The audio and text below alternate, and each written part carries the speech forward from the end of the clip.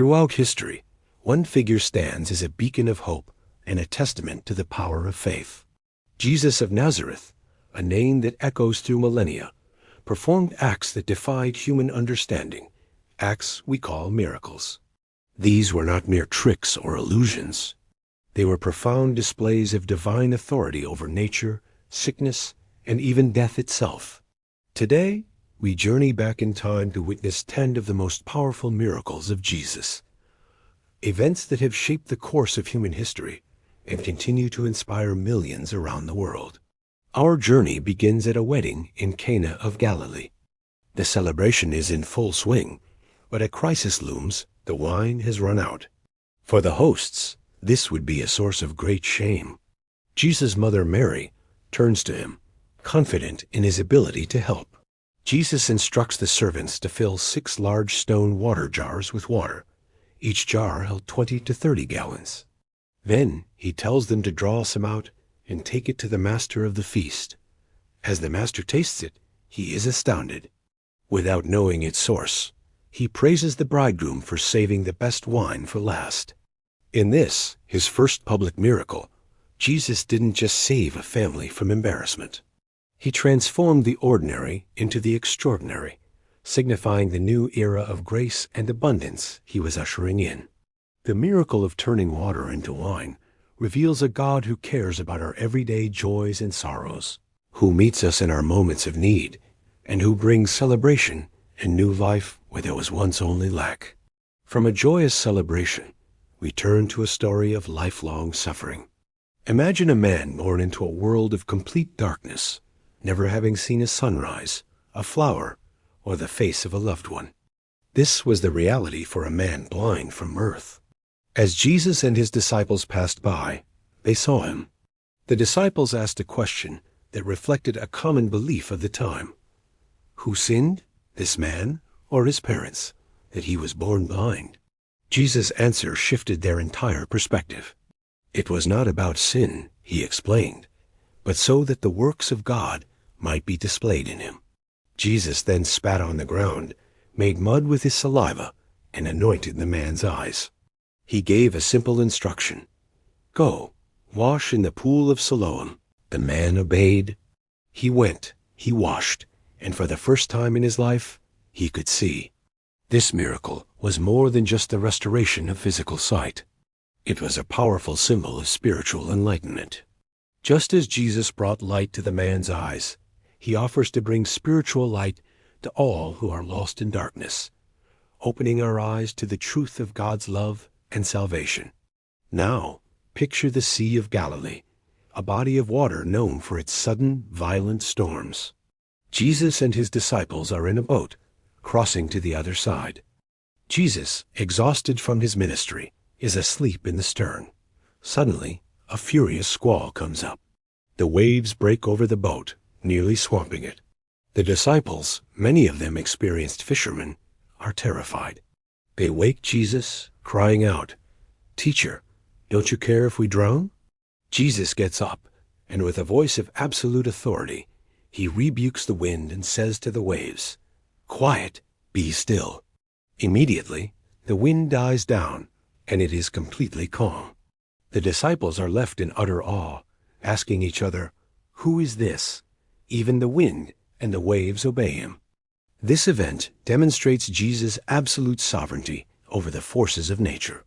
It's a profound reminder that even in the fiercest storms of our lives, when we feel like we are about to be overwhelmed, the one who commands the seas is with us, able to bring peace and calm to our troubled hearts. Our next miracle takes us to a remote hillside where a massive crowd, more than 5,000 men, not counting women and children, has gathered to hear Jesus teach. As the day wears on, the disciples become concerned. They are in a desolate place, and the people have nothing to eat. They urge Jesus to send the crowds away to buy food. But Jesus has another plan. He asks them, "How many loaves do you have?" They find a young boy willing to share his meager lunch. Just 5 small barley loaves and 2 small fish.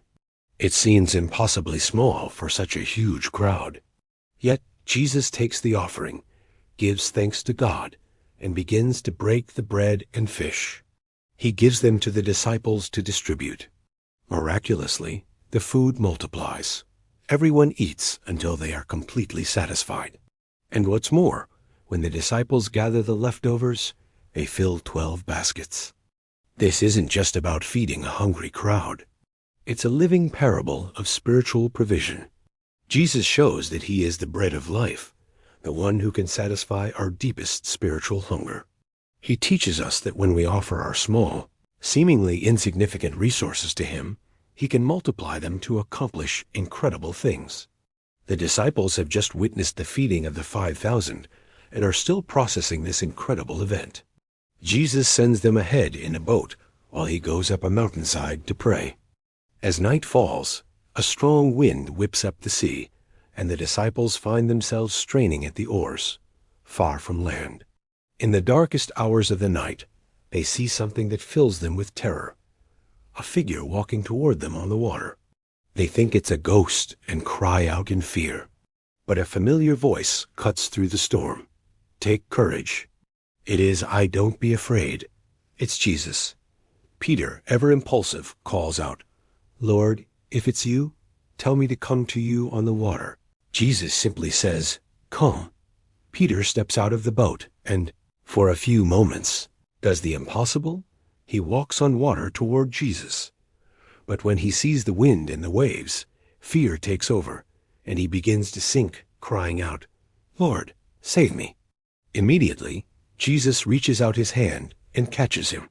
This miracle is a powerful lesson in faith. When our eyes are fixed on Jesus, we can do the impossible. But when we focus on the storms around us, we sink.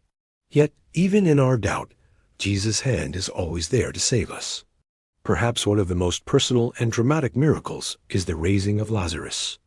Lazarus and his sisters, Mary and Martha, were dear friends of Jesus.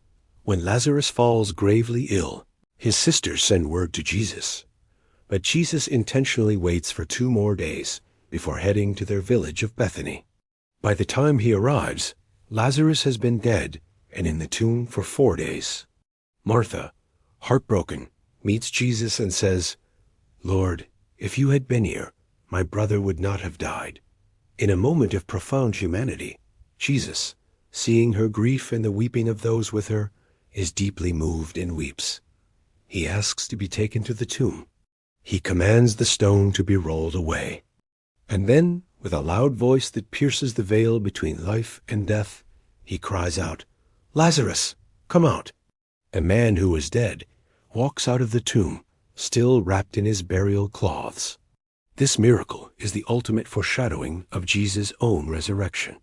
It is a bold, undeniable declaration that Jesus has power over death itself, and that for those who believe in him, death is not the end. He is the resurrection and the life. In ancient times, leprosy was a dreaded disease. It not only ravaged the body, but also led to complete social and religious isolation. A leper was an outcast, forced to live apart from family and community. One day, a man covered in leprosy approaches Jesus. Breaking all social and religious laws, he kneels before him and says with desperate faith, Lord, if you are willing, you can make me clean. Jesus is filled with compassion. He does the unthinkable. He reaches out and touches the untouchable man. This act of touch alone would have been shocking, a profound gesture of acceptance and love. Then, Jesus speaks the words the man longed to hear. I am willing. Be clean. Instantly, the leprosy leaves him and his skin is restored. This powerful healing shows that Jesus is not afraid of our uncleanness, our brokenness, or our isolation. He willingly reaches into our deepest mess and offers not just physical healing, but restoration and welcome back into the community of the beloved. We now find ourselves in a crowded house in Capernaum where Jesus is teaching. The crowd is so dense that no one else can get in. Meanwhile, 4 men are determined to bring their paralyzed friend to Jesus. Seeing they can't get through the door, they come up with a radical plan. They climb onto the roof, dig an opening through the clay and thatch, and lower their friend on his mat, right in front of Jesus. Jesus, seeing their incredible faith, looks at the paralyzed man and says something unexpected. "Son, your sins are forgiven." The religious leaders in the room are scandalized, thinking, "Who can forgive sins but God alone?" Knowing their thoughts, Jesus challenges them. Which is easier, he asks, to say, "Your sins are forgiven," or to say, "Get up, take your mat and walk"? Then, to prove that he has the authority on earth to forgive sins, he turns to the paralytic and commands, "I tell you, get up, take your mat, and go home." The man immediately stands up, picks up his mat, and walks out in full view of everyone.